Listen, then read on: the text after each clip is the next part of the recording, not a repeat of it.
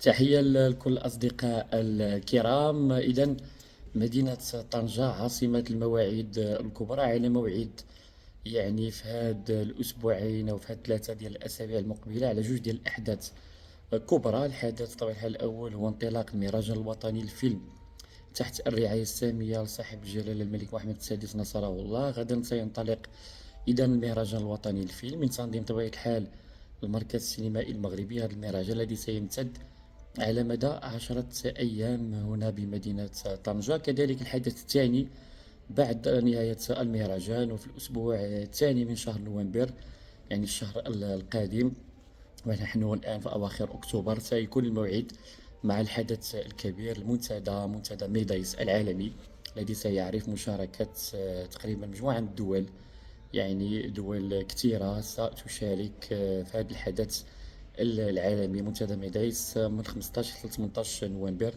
بمشاركة دولية كبيرة. إذا طنجة دائما مرة أخرى في الحدث، فهاد الحدثين الكبيرين.